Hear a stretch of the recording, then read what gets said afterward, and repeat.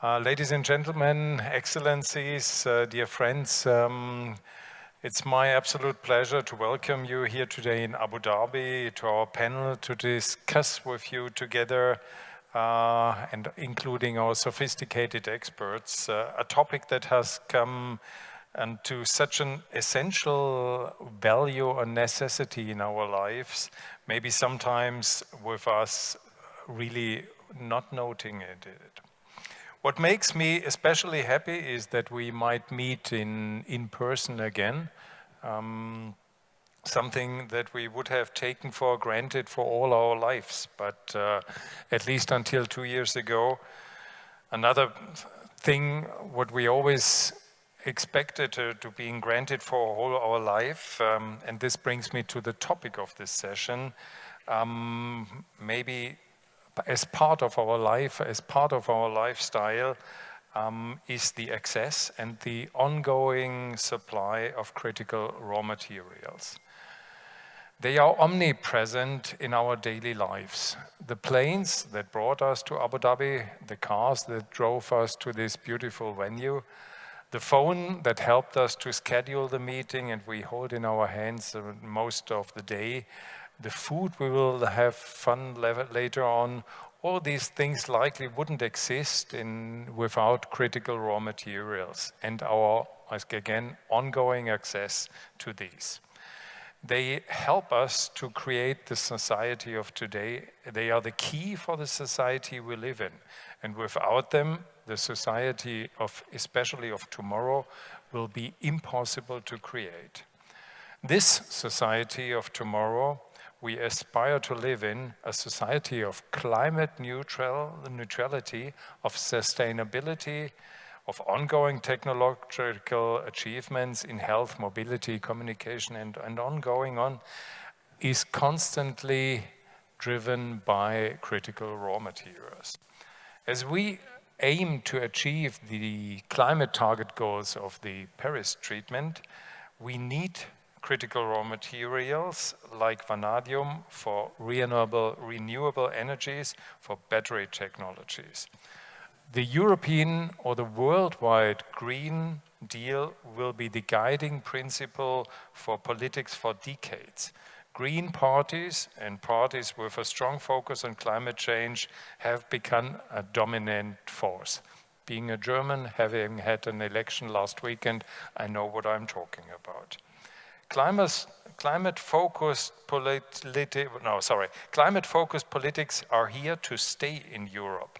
And so it's the need for the economy and for the industry to have a constant and secure supply of necessary resources in order to comply with the Green Deal. Beyond energy, an ever-growing global population demands access to critical raw materials required for the production of fertilizers like phosphate. Advancement in communication and mobility demand critical raw materials, artificial intelligence, digitalization, and whatever, it's always critical raw materials. This brings us to the question of demand and supply. As the global demand is already high and will some kind skyrocket throughout the coming decades, the question of supply and accessibility arises more than ever. It is already a geopolitical thing for the future. The projected increase in demands will thus likewise increase their dependence on China and other countries which are beyond the Western Hemisphere, sometimes geographically and sometimes politically. The geopolitical relevance behind this topic we are going to discuss today becomes very clear. How will the United States and other countries and regions handle the existing and future question of these global supply materials? Which political answers are possible? Which new players can potentially completely shift this landscape? We And what are the risks from a security or economical standpoint associated with the US, with the European and European efforts to build own value chain and form strategic partnerships that we need for the future? To give an answer on these and maybe other questions, I'm delighted to introduce three prime experts on that topic. Happy to join today is on that stage is Miss Ingvil Tybring-Gjedde, Smines, I forgot, who has served as Norway's Minister for Oil and Energy, and Minister of Public Security in the Ministry of Justice and Public Security, who is now a board member in the Anglo-Norwegian mining company, Nordic Mining. Ingvil will show us how the country of Norway could completely shift the balance of global supply of critical raw materials. Peter Handley, head of the energy-intensive industry, raw materials and hydrogen in the European Commission, will highlight to us which efforts the European Union is making in order to respond to the question of supply. David Wurmser, founder and executive member of the Delphi analysis group and former senior advisor to the US Vice President Cheney on Middle East, will present to us answers the United States could potentially give to the geopolitical dimensions of our topic. I might give the floor to our expert. We'll welcome you, all of you, to that fruitful discussion and would love to hand over to you, Ingvil. Thank you. Thank you so much. Your Excellencies, ladies and gentlemen, and gentlemen and gentlemen and gentlemen, there's a lot of you here today. Dear friends, I'm really honored to speak here to you today on this crucial topic of the geopolitical dimensions of future supply of critical raw materials. I'm also delighted to be back here in beautiful Abu Dhabi. The last time I visited this very hotel was under an official visit by His Highness Crown Prince Holger of Norway. The visit occurred at the same time as a volcano eruption on Iceland put more or less all the flights all over the world on ground. I was stranded here for 7, 8, 9 days, and I must admit, I found the forced pause came in quite handy. Well, 2 years now into the coronavirus pandemic situation, we have learned that digital meetings have kept the wheels running. But it is not possible to cooperate and find solid solutions to great challenges without meeting people face to face. So I therefore give my special thanks to the administration of this conference. Being able to have us all here together, safe and with excellent logistics during a pandemic situation is really outstanding. So thank you so much for that. Traveling all over the world as the former Minister of Public Security and as the Deputy Minister of Petroleum and Energy of Norway, I discovered that cooperation, technology, and common understanding of the challenges were key enablers of finding successful solutions. Since Norway first discovered oil and gas on our continental shelf more than 50 years ago, petroleum has become our largest economic sector, both in terms of value-added, government revenues, investments, and export value. But we did not, however, become an oil and gas nation completely on our own. The presence of international companies was essential from the beginning and to this day, and such players are key contributors to the Norwegian petroleum sector. With challenging conditions in the North Sea and non-negotiable environmental issues, the industry developed technology, skills, and services that are sought after in all major oil and gas provinces around the world today. These are the same conditions the mining industry must front, and this is what Norwegian Mining is fronting every day in all aspects of what we are doing. I believe we will come back to these issues a little bit later in the discussions.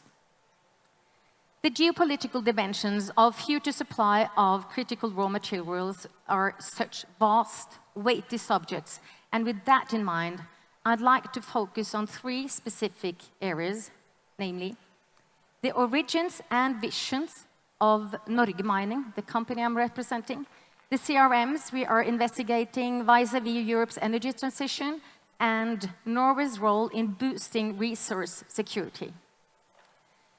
Let's start with Nordic Mining itself. It's an Anglo-Norwegian natural resources company.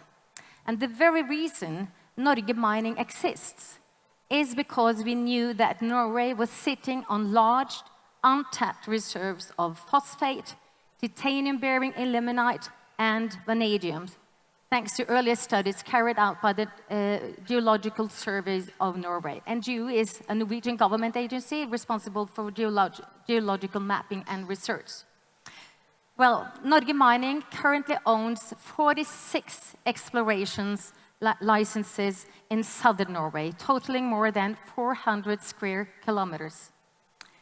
And since we began our own investigations there in early 2018, we now understand that there are large deposits of all 3 of those EU-critical raw materials.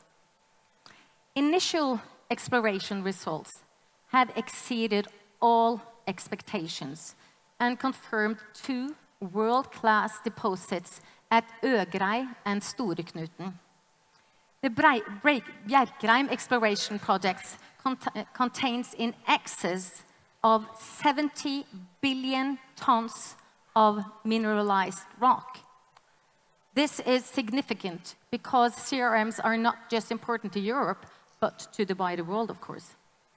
And as we all know, the transition from fossil fuels to green energy can only take place if we expand the use of renewables in tandem with better resource management and efficiency, of course. We also know that CRMs are essential to build the energy systems of tomorrow, like wind turbines, solar panels, and batteries.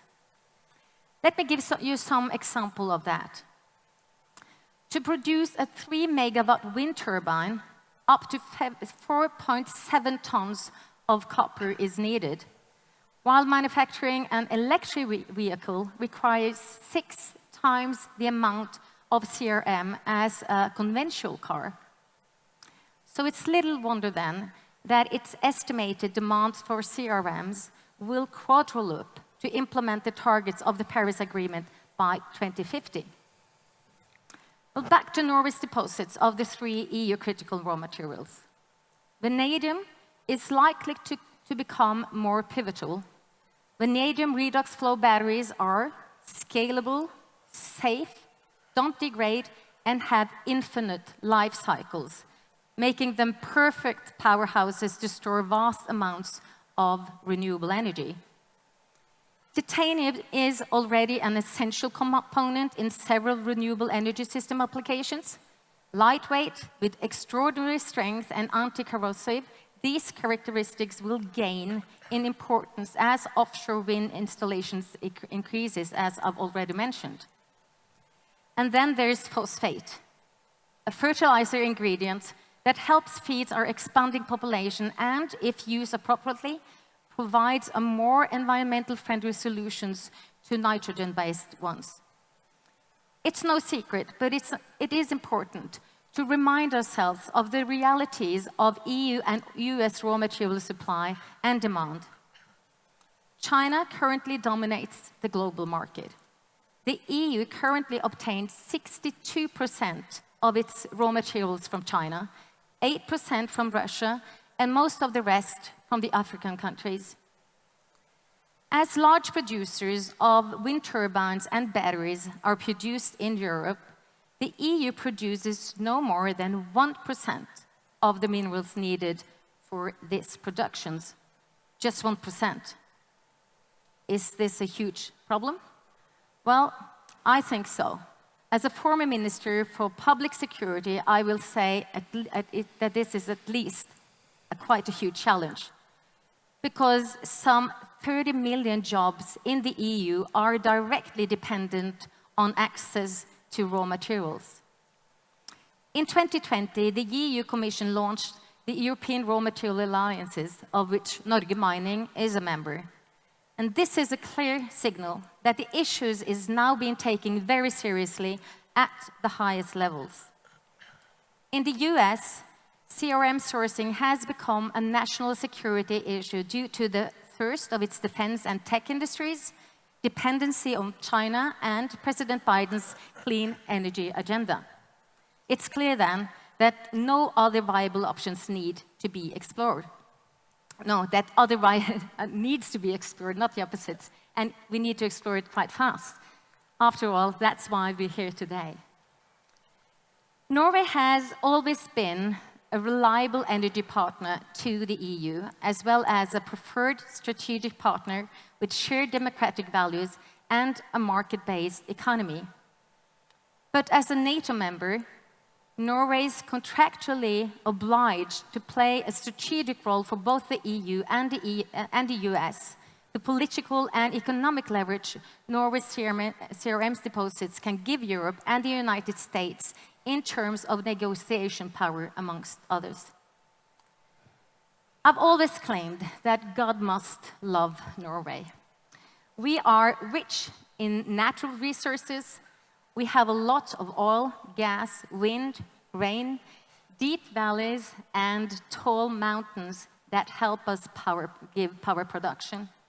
And thanks to hydropower, the Norwegian electricity sector is close to 100% renewable, resulting in the share of renewable energy in Norway's total energy consumption, and that's including transport and heating, being as high as 70%.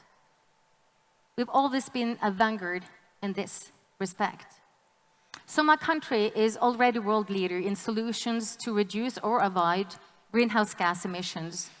And over the years, we've had to combine the interest of our fisheries, maritime, and the oil and gas industry.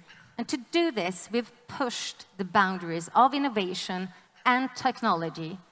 And I see our vast experience in natural resources and the regulatory framework we already had, with the environment always at the forefront, as a fantastic foundation on which to build a new mining industry, one that will potentially provide EU-critical raw materials to the world. Quite timely, given fears a supply crisis looms.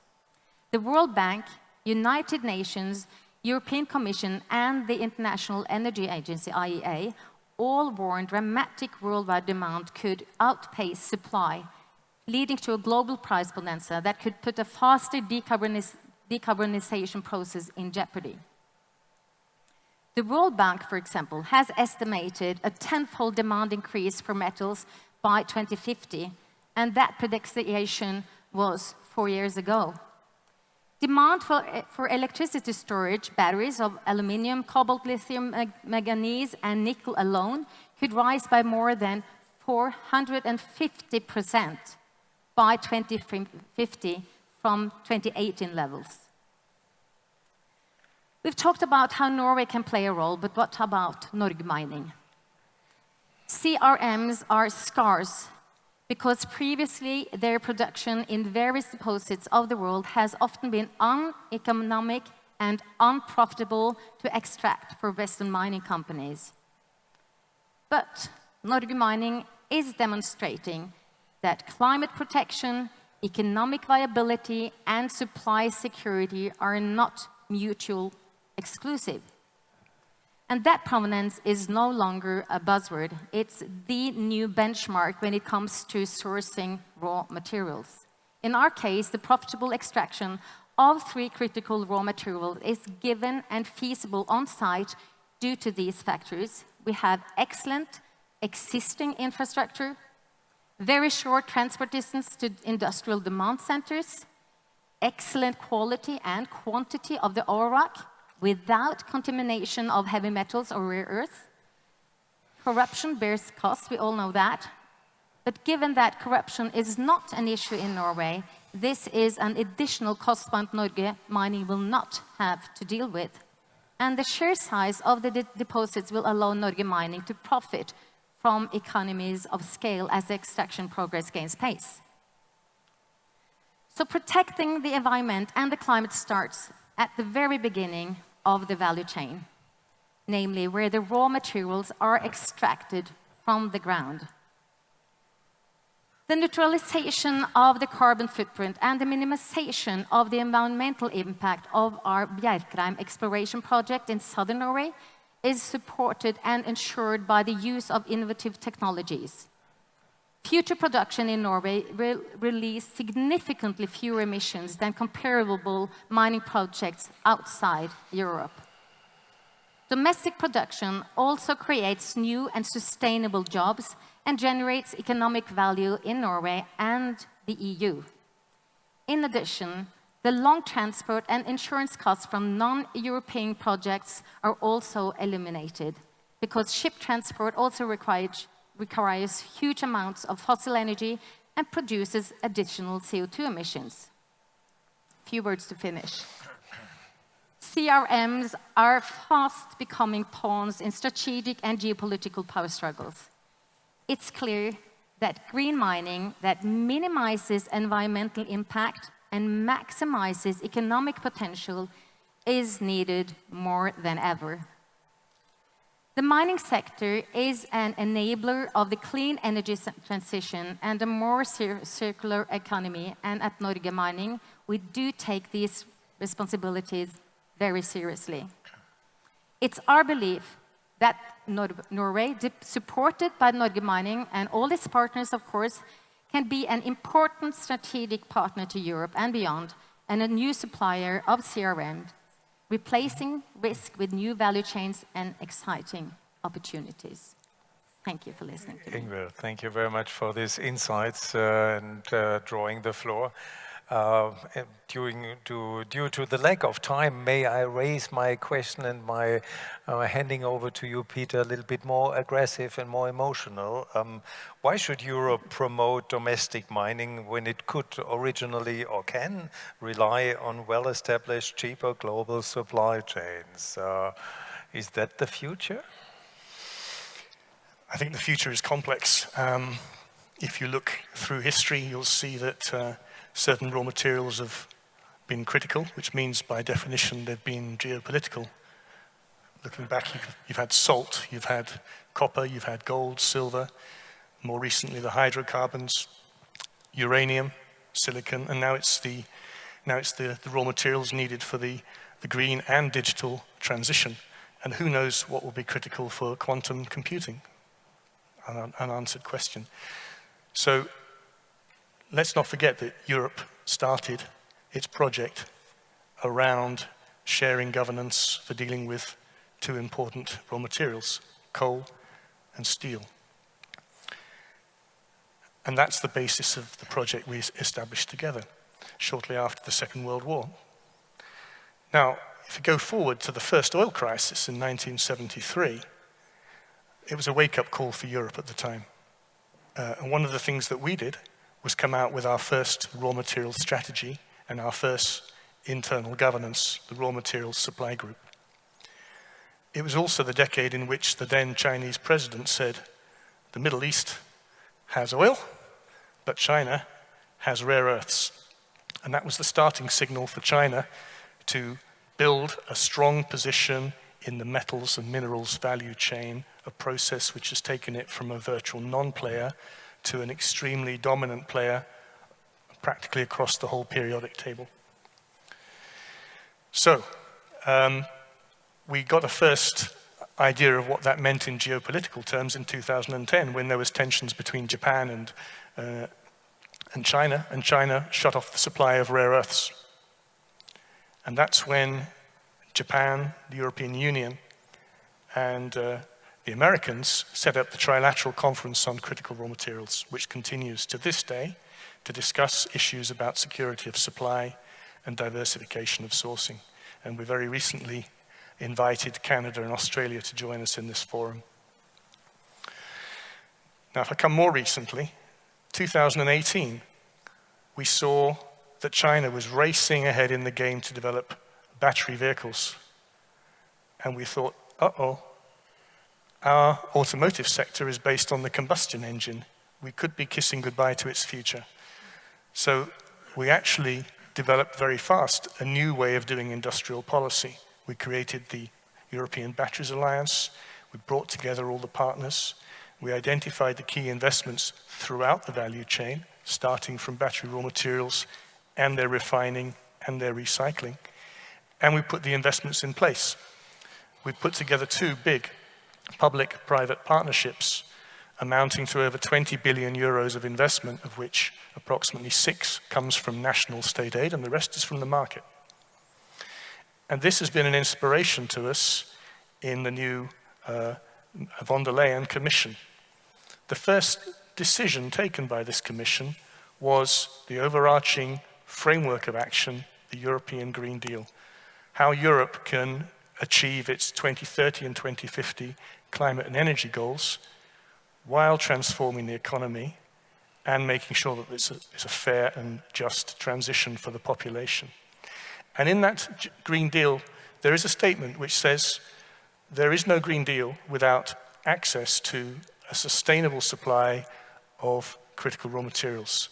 Raw materials have become a security issue for the European Union.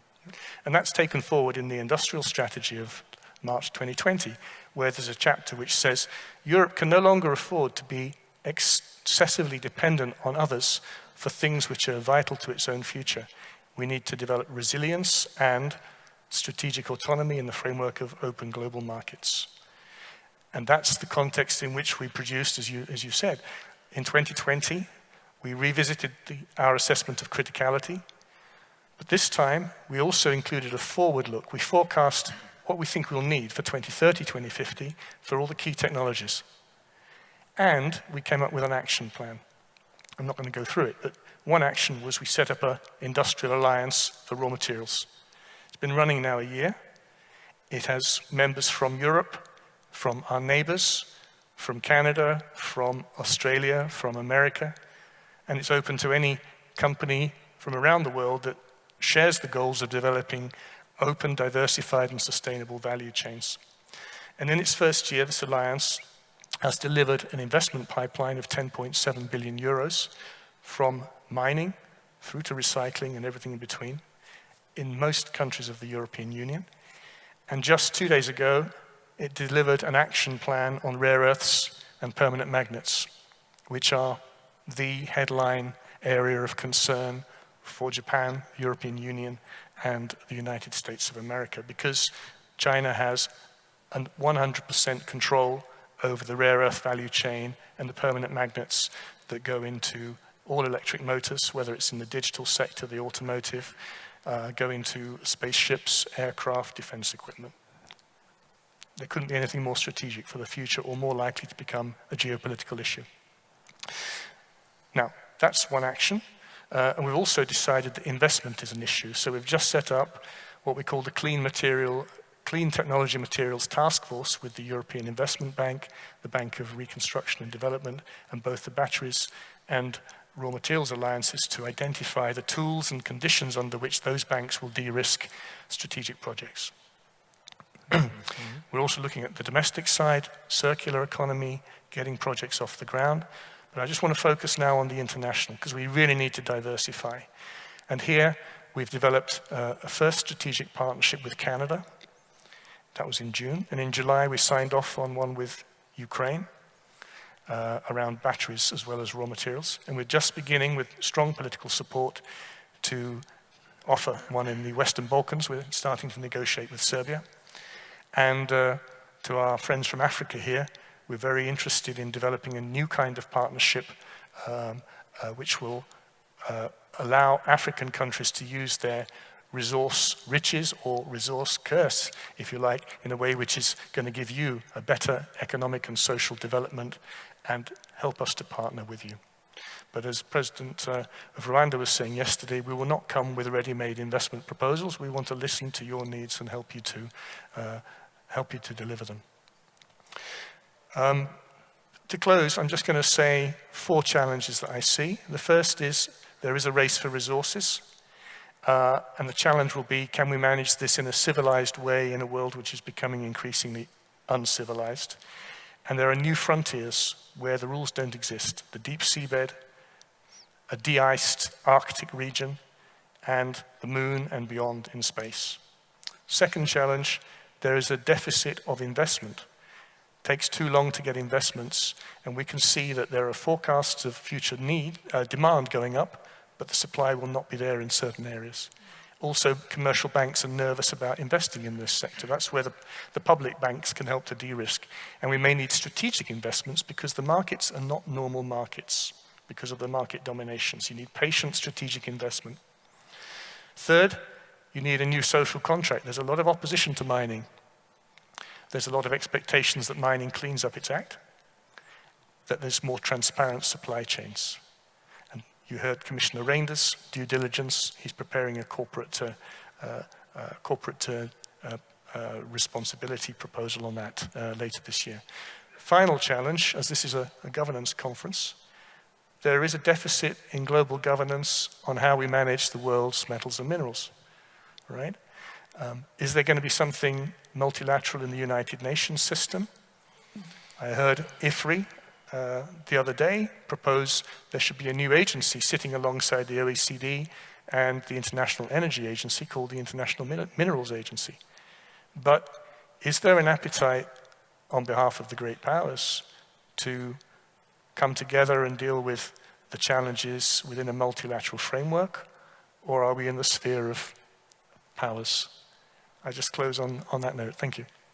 Peter, thank you very much for this wonderful overview on European politics. I would love to hand over to David, representing a little bit the American view on this topic. America back on diplomatic floor, or is it back on diplomatic floor? But well, let's have an insight on how Americans look on this. And I definitely believe that the Americans need critical raw materials. Yes, they absolutely do. So in 1948, the United States outlined its strategy to govern the Cold War in the NSC 68 document. 5 years later, they did the Solarium, Eisenhower did the Solarium exercise, produced NSC document 162/2. These documents outlined the critical values, and it's important, values, industries, resources, which include capital, labor, and raw materials, geographies of the supply chain of all industry, and the military structures to protect them. And then in a loop, it defined the industries, talent, labor, resources essentially, and logistics necessary to maintain and protect the military structure and deployment. So the United States entered the Cold War aware of its vital interests and mobilized to leverage the full power of the United States in an orderly, unified, and coordinated way. However, since 1989, the United States has lacked a similar new strategic plan.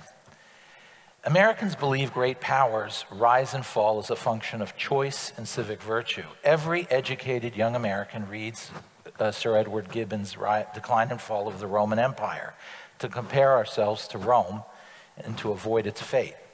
One critical mistake always suggests itself. Though Rome's roads and ownership of the Mediterranean were legend, its geographically specialized but diffused industries exposed its critical supply chains, which led, to a precipitous collapse. Moreover, when talent centers were overrun, real knowledge was lost. So it took Brunelleschi until the 15th century to understand how the Romans had built the Pantheon with cement. Those secrets were lost for 1,500 years. So today, when you look at it, moving goods, specializing production, and outsourcing talent is easy, it's cheap, it's efficient. But as Executive Order 14017, which just came out in June, released, put it very clearly, and I quote, "Our private sector and public policy approach to domestic production, which for years prioritized efficiency and low costs over security, sustainability, and resilience, has resulted in the supply chain risks identified in this report." This report's important and it's well done, and kudos to Jake Sullivan, the National Security Advisor. As a conservative, that's hard for me to say, but credit where credit is due. But still, the report's insufficient. First of all, it focuses on high-tech and defense industrial activity. But a broad-based strategic policy must also look at the security of food supply and other such less glamorous things. 2, it's not ambitious enough, more later. And 3, it stovepipes industries. A strategic plan needs to look at the whole in a fluid way. So still, NSC 68, Ancillarium, this executive order, and the EU Commission's report on raw materials helps us focus on 6 key principles. 1, production is preferably close to raw materials. So we have our guests here from Norge Mining, which is great. I can use them as a prop shamelessly. The Norge mine holds several raw materials critical to automobile batteries. Ingvil just outlined them. But Elon Musk is setting up a factory in Germany for Tesla and for batteries. Now, his current supply comes from Morocco and China. And thus, it's vulnerable to paralysis. The whole supply chain then becomes vulnerable to paralysis. If, on the other hand, the mine and the factory were very close, even co-located, you eliminate a lot of these vulnerabilities. 2, rare earth and critical raw materials. Again, using our friends from Norge as props, having the bulk of phosphates come from Western Sahara and our vanadium from China and Russia, rather than from a good ally like Norway, is a big problem. But the imperative of cheap production costs leads companies to turn to questionable suppliers of labor and raw materials, using slave labor, child labor, organized crime, conflict, spoils, and so forth. This is a wealth transfer to bad actors. So we have to be mindful when we attach so much urgency to green energy that it overpowers due diligence. Western extraction standards in mines are strict and expensive.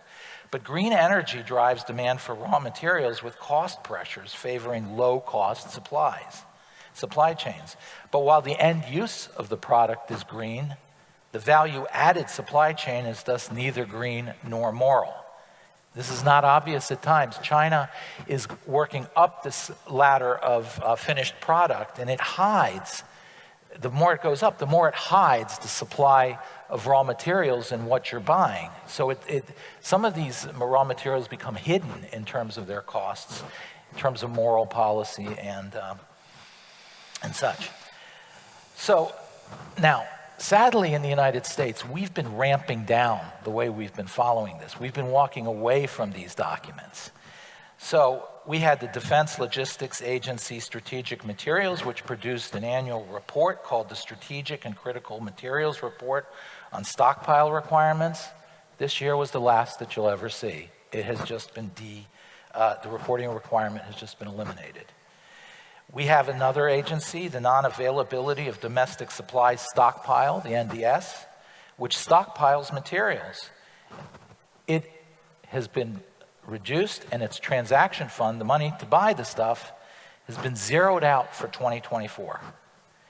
It liquidated much of its stockpiles at the end of the Cold War. And for example, our titanium stocks are now at 0. Titanium sponge is gone in our stockpile. There's an interagency titanium sponge working group, which is trying to figure out how to rebuild the supply chain. But right now, the only answer it has is recycling it from end-of-life weapon systems, which is far from adequate.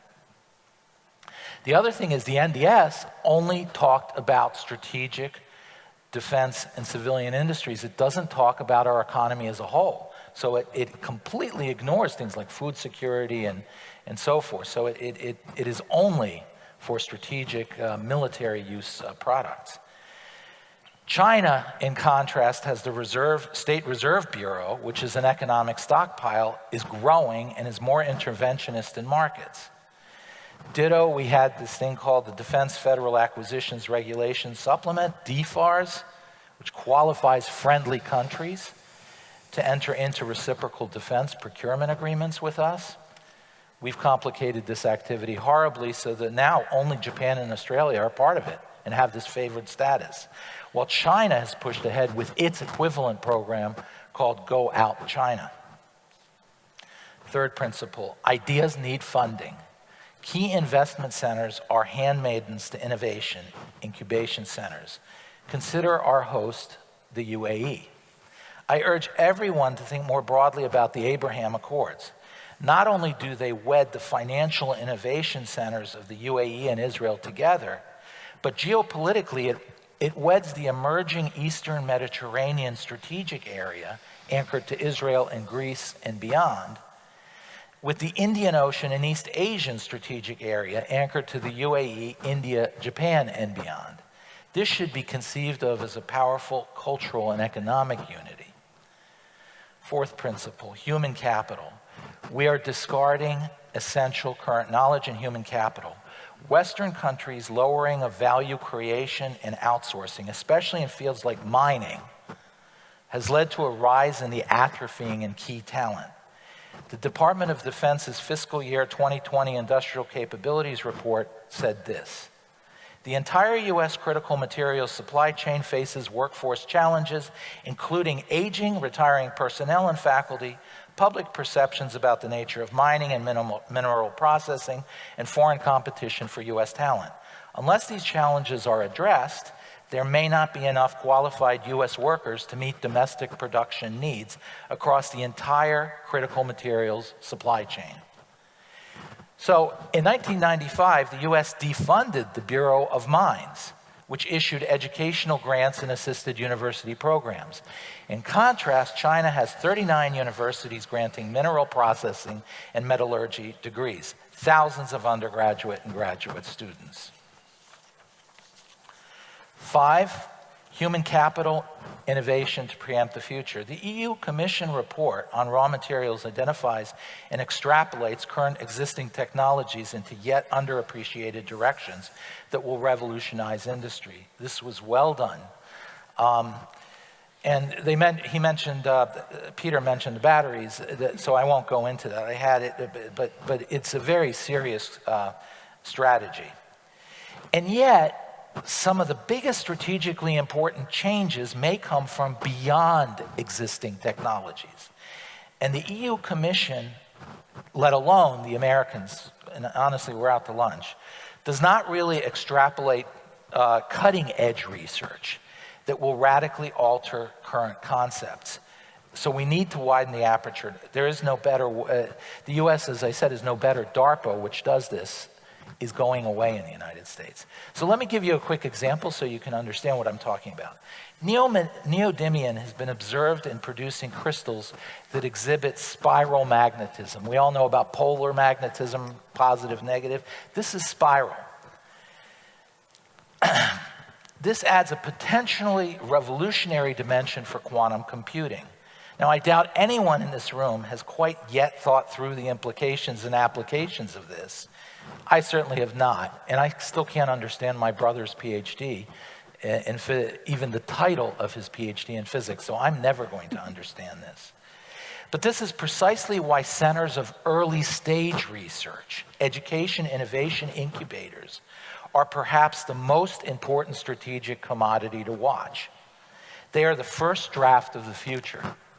So we need to monitor these key centers of innovation, incubation, and education to extrapolate preemptively, to proactively secure, explore, and protect those raw materials before others place a stranglehold on their production and export.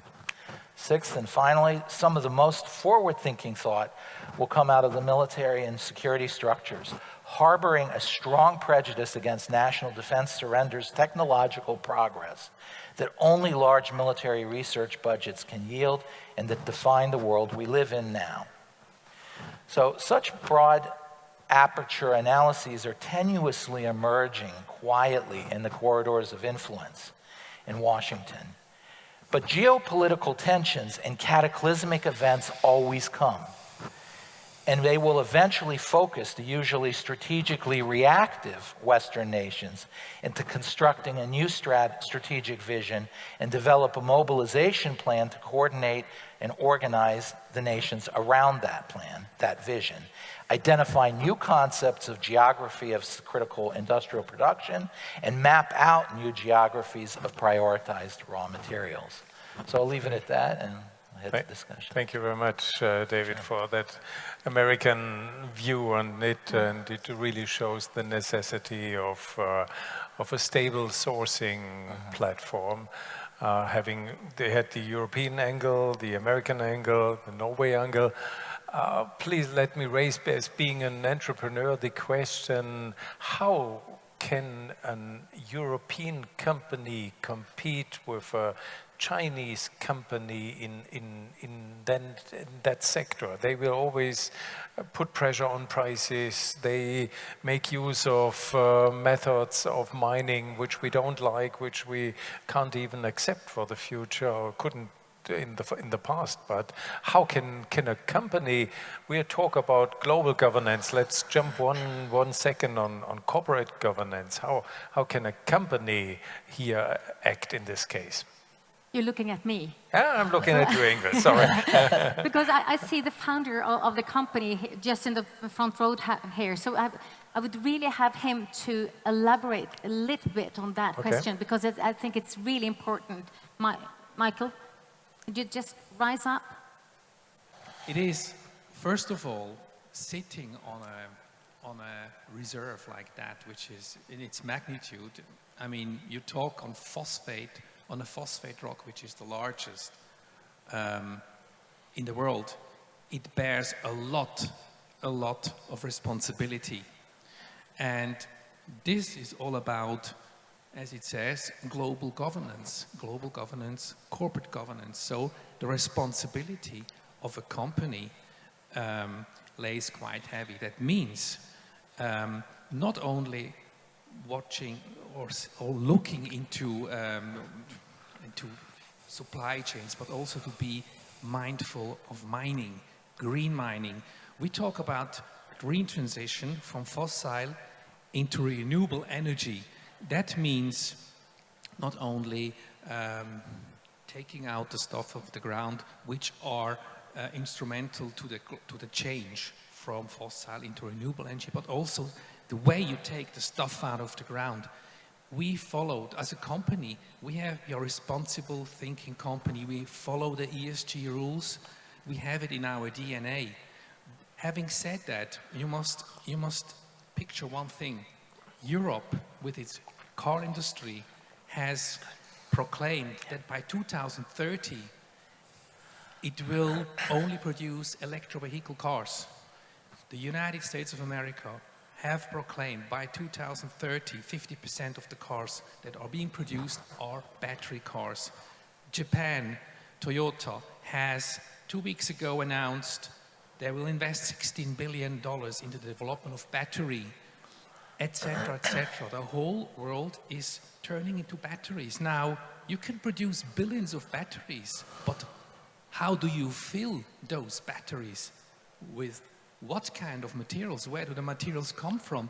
Materials will be scarce. I mean, it's difficult to supply all of these huge quantities into these batteries that are going to be produced. And this bears lots of responsibility. And if you are a company which sits on these kind of critical raw materials, you must be extremely careful and mindful when you take those materials out of the ground. And the ESG rules, the SDG rules, are giving a very good framework of that.